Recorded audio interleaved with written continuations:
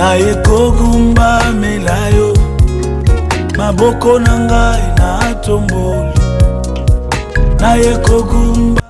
Bonjour bandeko na ngai, naye kopesa mbote na bandeko nyonso bayike ya mboka Congo bisika nyonso tozwami na mokili mobimba pe Église Corps du Christ ya Congo mobimba, surtout na basali na Nzambe. Bandeko nazo se présenter naza moko abino ndeko congolais mosali na Nzambe, évangéliste John Israel Makiese, naza représentant légal to visionnaire ya Église la puissance de la résurrection de Jésus-Christ na Paris pe na monde. Bandeko na ngai naye na message pona libota ya Congo. Ndeko na pesa ki message oyo Nzambe alobela ki ngai na to partager ki ba audio etambola ki na mokili pona tina na Congo. Lelo na ye pona ya kopesa date oyo Nzambe asolola ki na biso po to organiser to préparer prière pona Congo mobimba. Ndeko na ngai na ye kopesa date le 14 mai, et un jour autogéné, peuple nyonso congolais partout aux alliés, le 14 mai, tous en jeûne et prière, pour to kwesa hôtel ya diable oyo eza établi na kata mboka na biso Congo, précisément na Kinshasa. Ndeko mosali na Nzambe na lingi o partager message oyo et o pesa communiquer na bandeko nyonso na bana nyonso ya église pe na ba famille. Alors le 14 mai, Togola ta pembe biso nyonso et toza na jeûne et prière. À partir de 12h, toza na prière, pe toza sous prière ya souka na 18h.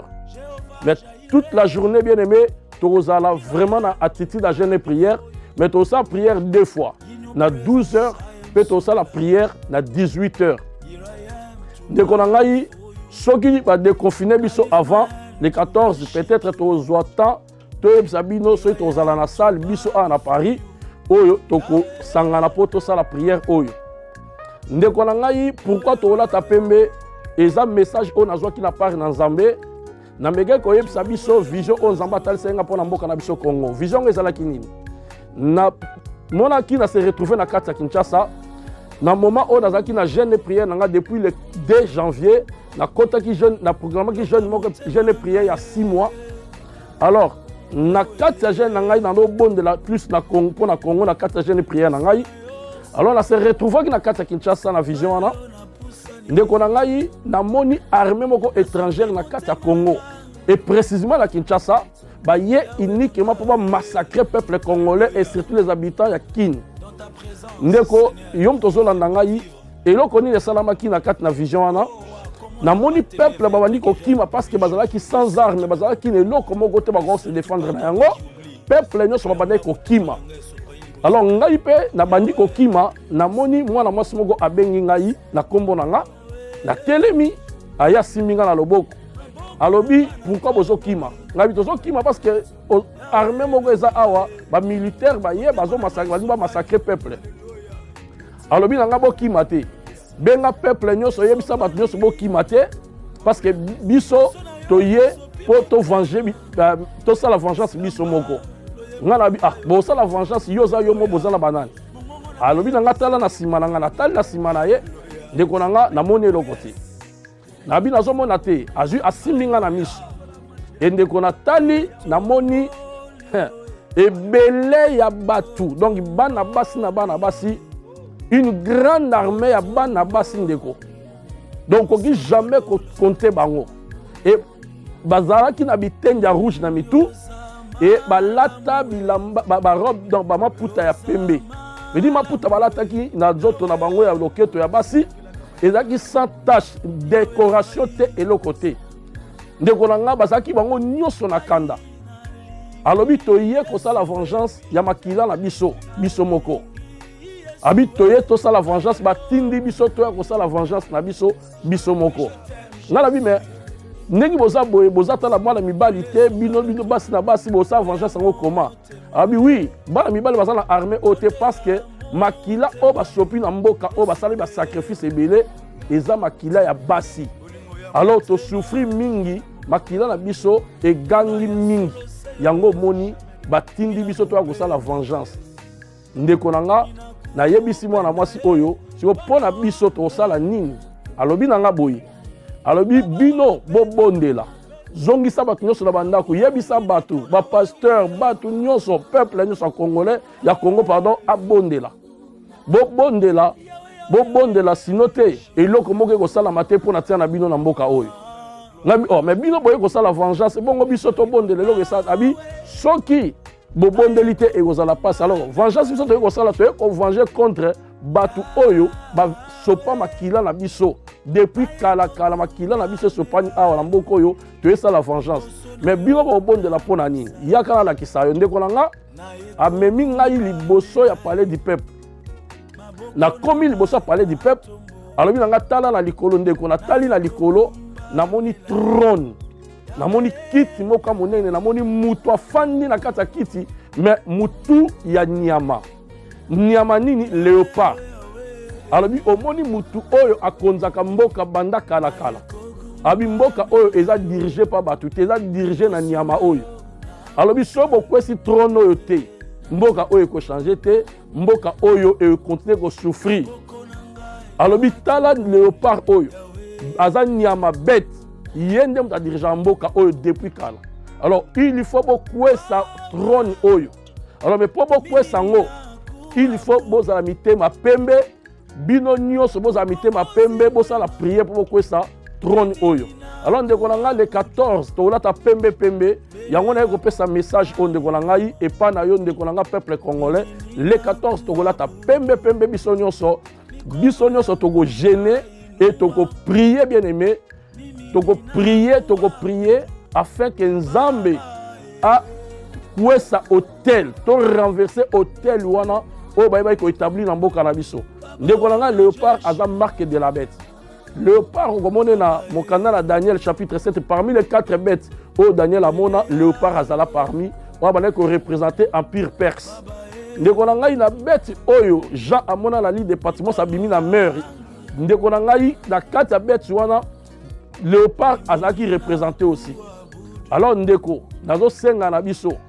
toyeba ke le 14 wana pe oyo tozwi date ya prière pour la Congo eza date oyo na niveau ya Vatican esika 7 collines ezali oyo ezo représenter les 7 cornes bêtes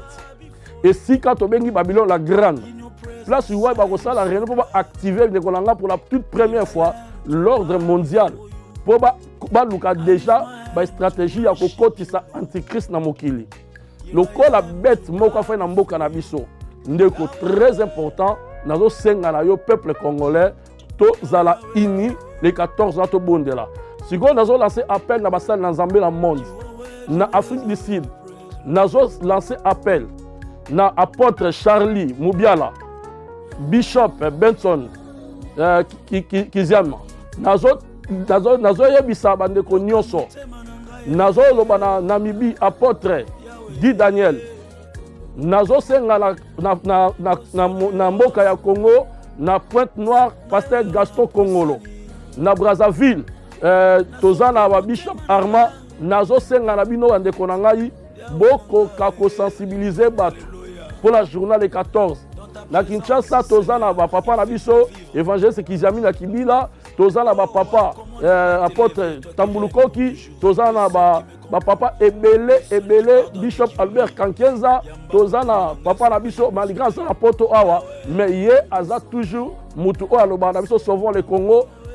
archipape Coutinho Fernando tozo senga na bino ba papa bo lancer message le 14 oyo ezala na journée moko spéciale ezala journée moko spéciale pour na ko renverser hôtel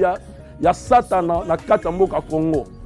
alors bato boza na kati ya Kinshasa boke na gare centrale bisika batia de lion wana azosopa mai na monoko place wana nde makambo eza bisika wenza bikeko ezalaka ndeko monument wana nde place franc-maçonnerie efandi ndeko boke ko renverser boke no sa prière ya ko renverser et biso nyonso le 14 to dresser prière na biso na Congo